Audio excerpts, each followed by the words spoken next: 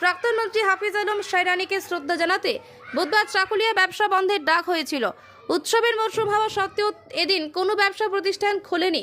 প্রয়াত নেতাকে শ্রদ্ধা জানাতে রাজ্যের মন্ত্রী গোলাম রাব্বানী, চাকুলিয়া বিধায়ক মিনহাজুল আরফিন, এইচবি আজাদ সহ তৃণমূল কংগ্রেসের ছাত্র যুব সংগঠনের নেতৃত্ব, এছাড়াও বাম ডান দলের সমস্ত নেতৃত্ব এদিনে প্রয়াত নেতার শেষ যাত্রায় হাজির হয়েছিলেন।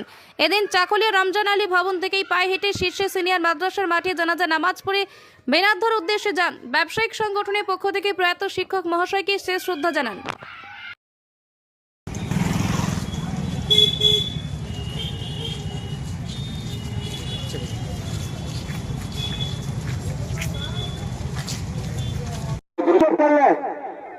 सभी से मेरी गुजारिश है कि आप सभी को ही अपने पराक्रम अभी आप लोग जैसे दर्शक में खड़े होता है, आप लोगों को आप लोग कबर में दिखा दिया जाएगा। फिर से लखनऊ में कई आदमियों को दिखा दिया जाए।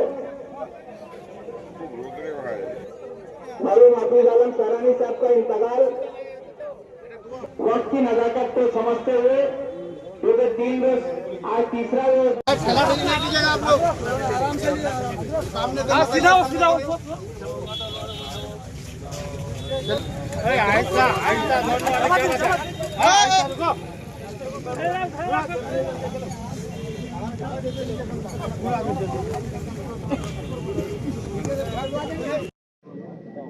ওনার লাংসে ক্যান্সার ধরা পড়েছিল, আর এটা খুব বেশি হলেও 3-4 দিন আগেই ধরা পড়েছে। ধরার পর আর 2 দিনের মধ্যে ওনার ডেথ হয়ে গেছে। আমরা অ্যাপোলোতে নিয়ে গেছিলাম। ডক্টর নারায়ণ ব্যানার্জি ওনার ফার্স্ট ট্রিটমেন্টটা স্টার্ট করলেন। তারপরে ডক্টর সুব্রত দাস, উনি নিউরো সায়েন্সের খুব ভালো ডক্টর, উনি ওনার ট্রিটমেন্টে স্টার্ট করলেন। বাট তারপরে টেস্টে ক্যান্সার ধরা পড়াতে আমরা অনকোলজি ডিপার্টমেন্টে শিফট করলাম, এবং পরে ওটা মুখ্যমন্ত্রীর সহযোগিতায় আমরা ওনাকে এসএসকেএমে শিফট করলাম। এসএসকেএমে উনি তার শেষ নিঃশ্বাস ত্যাগ করলেন। মানুষের ভালোবাসা, মানুষের সাথে থেকেছেন বলেই আসছে, মানুষের জন্য লড়েছেন বলেই আসছে। এটা আমাদের সৌভাগ্য যে এতজন দোয়া করছে ওনার জন্য। আল্লাহ ওনাকে মাগফিরাত নসিব করবেন। আমাদের জন্য খুব বড় ব্যাপার, গর্বের ব্যাপার। লোক এত ভালোবাসে বলেই এটা করছে।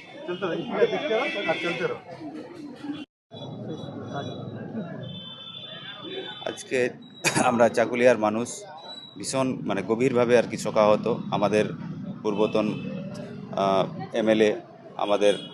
এমএলএ বা মন্ত্রিত্ব বা নেতৃত্ব এই জায়গা থেকে সরে গিয়ে আমরা আমাদের অভিভাবক হিসাবেই তাকে চিনি। আমরা একটা অভিভাবককে হারালাম।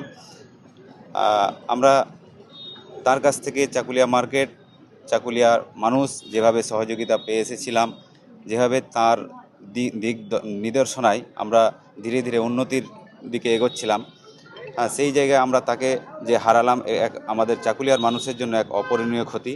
আমরা চাকুলিয়ার মানুষ ভীষণভাবে শোকাহত।